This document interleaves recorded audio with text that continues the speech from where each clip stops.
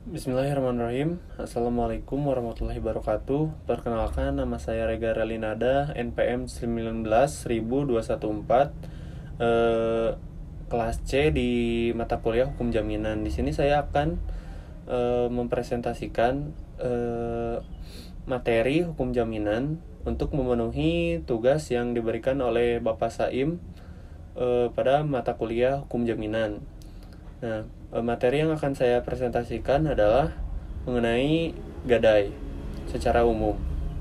Nah, di sini yang pertama ada pengertian tentang gadai yang diatur dalam bab 20 buku 2 Kitab Undang-Undang Hukum Perdata, pasal 1150 Kitab Undang-Undang Hukum Perdata, sampai dengan pasal 1160 Kitab Undang-Undang Hukum Perdata. Nah, apa yang dimaksud dengan gadai dalam pasal 1150 Kitab Undang-Undang Hukum Perdata merumuskan sebagai berikut. Gadai merupakan suatu hak yang diperoleh berpiutang atas suatu barang bergerak yang diserahkan kepadanya oleh seseorang berutang atau orang lain atas namanya, dan yang memberikan kekuasaan kepada si berpiutang itu untuk mengambil pelunasan dari barang tersebut secara didahulukan daripada orang-orang berpiutang lainnya. Nah, kecuali haruslah didahulukan biaya untuk melelang barang serta biaya yang telah dikeluarkan untuk menyelamatkan barang yang digadaikan tersebut. Nah, berdasarkan rumusan tersebut, maka gadai pada dasarnya adalah suatu hak jaminan atas benda bergerak tertentu milik debitur atau seseorang lain dan bertujuan tidak untuk memberi kenikmatan atas benda tersebut, melainkan untuk memberi jaminan bagi pelunasan hutang orang yang memberikan jaminan tersebut. Yang selanjutnya ada timbulnya hak gadai. Nah, timbulnya hak gadai ini, untuk terjadinya hak gadai harus memenuhi dua unsur mutlak, yaitu yang pertama ada perjanjian. Nah, timbulnya hak gadai pertama-tama karena diperjanjikan.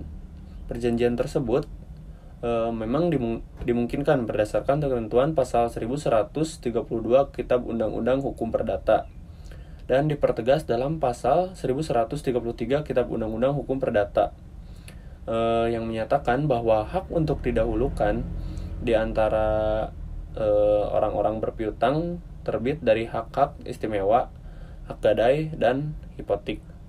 Nah, yang kedua itu ada penyerahan benda yang digadaikan tersebut dari tangan debitur atau pemberi gadai kepada kreditur, yaitu penerima gadai. Nah, dengan kata lain, kebandaan gadainya harus berada di bawah penguasaan kreditur atau penerima gadai, sehingga perjanjian gadai yang tidak dilanjutkan dengan penyerahan benda gadainya kepada kreditur, maka hak gadainya diancam tidak sah atau hal tersebut bukan suatu gadai, dengan konsekuensi tidak melahirkan hak gadai. Dengan konsekuensinya tidak melahirkan hak gadai. Nah, selanjutnya ada subjek gadai. Subjek hukum gadai adalah pihak yang ikut serta dalam membentuk perjanjian gadai, yaitu yang pertama pihak yang memberikan jaminan gadai, atau dinamakan pemberi gadai atau dalam kata lain vangever. Nah, terus yang kedua ada pihak yang menerima jaminan gadai, dinamakan penerima gadai atau vanemer. Selanjutnya ada objek gadai. Nah, objek gadai adalah benda bergerak atau berwujud atau bertubuh dan benda bergerak tidak berwujud atau bertubuh.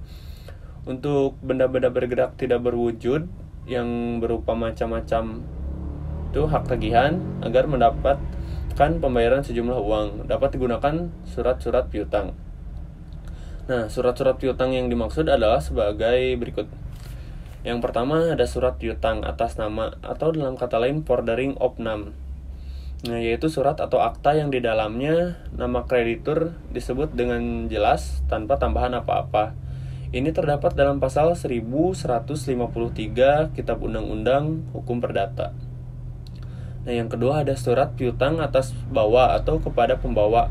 Dalam kata lain, fordering tunder atau to bearer. Yaitu surat atau akta yang di dalamnya nama kreditur tidak disebut atau dengan jelas dalam akta, namun dengan tambahan kata-kata atau pembawa. Nah, ini terdapat dalam pasal 1152 ayat 1 Kitab Undang-Undang Hukum Perdata. Contohnya antara lain cek. Yang ketiga, surat piutang kepada pengganti atau atas tunjuk. Dalam kata lain, fordering an order, yaitu surat atau akta yang di dalamnya nama kreditur disebut dengan jelas dengan tambahan kata-kata atau pengganti. Nah, ini terdapat dalam pasal 1152 Kitab Undang-Undang Hukum Perdata. Nah, mungkin cukup sekian materi yang saya presentasikan. Mohon maaf apabila ada kesalahan dan kekurangan dalam penyampaian materi. Wabillahi taufiq wal hidayah. Wassalamualaikum warahmatullahi wabarakatuh.